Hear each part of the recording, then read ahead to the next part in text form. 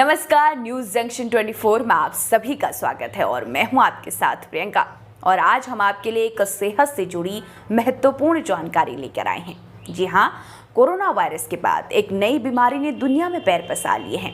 इस बीमारी का नाम है मंकी पॉक्स। ये एक ऐसी बीमारी है जो कोरोना जैसी घातक है, लेकिन इस बीमारी से आपको डरने की बिल्कुल जरूरत नहीं है, बस सावधानी बरतने की जरूरत है। और उससे भी अच्छी बात तो ये है कि भारत में अभी तक इस बीमारी का कोई भी मरीज सामने नहीं आया है। हालांकि विदेशों में इसका असर दिखने लगा है और इससे पहले कि भारत में भी ये वायरस पहुंचे, इसके लिए आपको अलर्ट होना बेहद जरूरी है और जानकारी हासिल करना उससे भी ज़्यादा ज़रूरी है। और आपको बता दें, भारत सरकार के साथ साथ राज्य सरकारों ने इसके लिए अलर्ट घोषित किया है। इस रिपोर्ट को पूरा देखिए।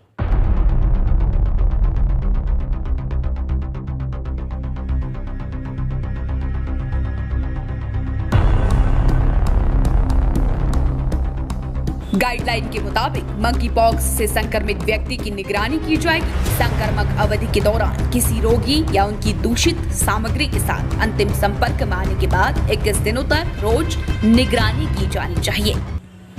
जानवरों से इंसानों में फैलता है ये वायरस। जी हां, अब हम आपको बताएंगे कि जानवरों से इंसानों में ये वायरस आखिर फैलता कैसे है। चिकित्सकों के मुताबिक मंकी पॉक्स एक जूनोसिस डिसीज है जो कि अफ्रीका में ज्यादातर जानवरों से इंसानों में फैलती है। और उत्तराखंड के वरिष्ठ आयुर्वेद विशेषज्ञ डॉक्टर विनय खुल्लर के मुताबिक वायरस अति सूक्ष्म जीव होते हैं। कई बार शारीरिक दूरी भी वायरस को रोक नहीं पाती और ये बेहद सूक्ष्म कणों के जरिए भी एक जीव से दूसरे जीव में चले जाते हैं। मंकी पॉक्स संक्रमित जानवरों या संक्रमित मनुष्यों के शरीर से निकलने वाले फ्लूइड, छींक, लार, पस आदि के संपर्क में आने से फैल सकता है और इसीलिए ही ये इतनी तेजी से फैल भी रहा है। इस वायरस के फैलने की अनुमानित दर 3.3 से 30% है। हालांकि कांगो में हाल में फैले मंकी पॉक्स संक्रमण के फैलने की दर 73% थी।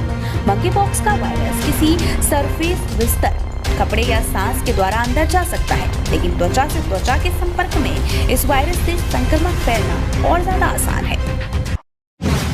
बुखार, सिर दर्द, शरीर पर दाना होना इसके प्रमुख लक्षण।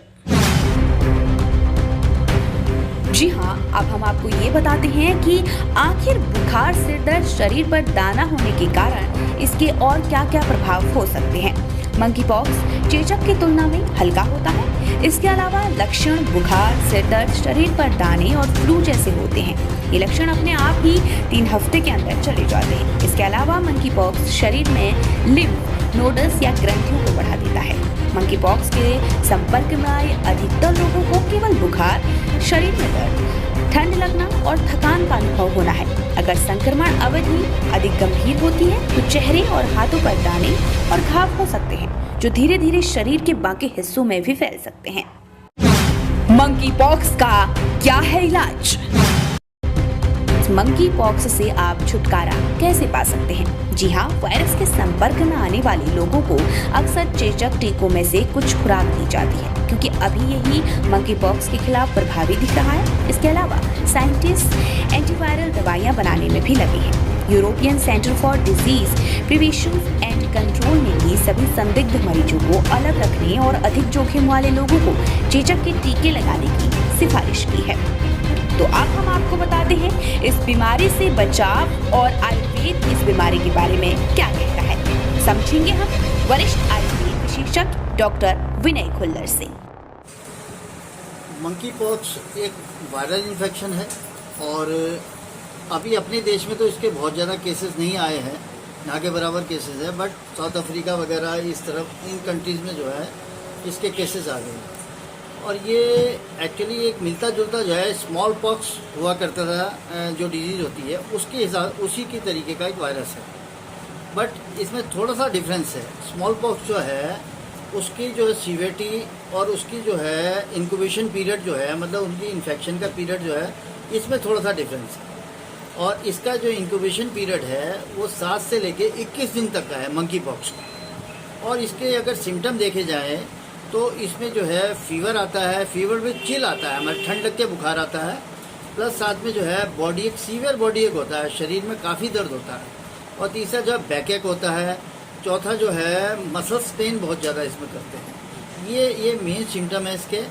और चौथे या पाँचवें दिन इसके जो है फेस पे जो है चकत्ते जैसे आने शुरू हो जाते हैं और उसके बाद जो है वो फिर बाद में स्प्रेड कर जाते हैं पूरी बॉडी के अंदर। और हाथों पैरों में भी जो है इसके सिम्टम दिखाई देते हैं और हाथों पैरों में जो है इसके जो है काफ़ी चकत्ते जैसे और दाने जैसे हो जाते हैं, जैसे स्मॉल पॉक्स में होते हैं।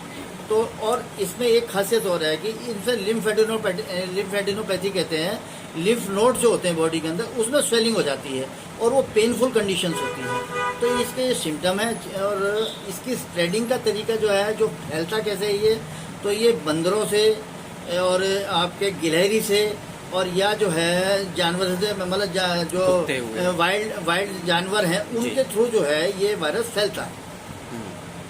तो अब इसके बाद ये तो इसकी स्प्रेडिंग और इसके जो है सिम्टम्स हो गए। अब इसको जो है कैसे बचाव किया जा सकता है, क्योंकि देखिए ऐसा है कि अभी हम कोविड काल से निकले हैं और अभी कोविड काल के भी कुछ केसेस अभी आ ही रहे हैं। कोविड भी एक वायरस इन्फेक्शन था। तो इसमें जो है हम लोग सबसे बड़ी चीज़ है कि कोविड में भी हम लोग ये कहते हैं, क्योंकि वायरल इन्फेक्शन को उसी लोगों को वायरस होगा जिसकी इम्यून सिस्टम कमज़ोर होगा। तो इस चीज़ का विशेष ध्यान देना है कि अपनी इम्यूनिटी को स्ट्रॉन्ग रखना है। और बीइंग ए आयुर्वेदिक डॉक्टर जो है, मैं आपको एक बात ये बताना चाहूँगा कि हम अपनी दिनचर्या को, अपने खान पान को अगर हम ठीक रखें तो इस तरीके के किसी भी वायरल इन्फेक्शन से हम अपना बचाव कर सकते हैं। तो आप सुन रहे थे वरिष्ठ आयुर्वेद विनय खुल्लर को, जिन्होंने बताया कि मंकी पॉक्स से हम कैसे निजात पा सकते हैं या सावधानियां बरत सकते हैं। इसीलिए हमारी आपसे विनती है कि डरे नहीं, डटे रहें और सावधानी बरतें, जानकारियां हासिल करें। तो अगर आपको ये वीडियो पसंद आया तो हमारे चैनल को लाइक, सब्सक्राइब और शेयर ज़रूर करें। नमस्कार।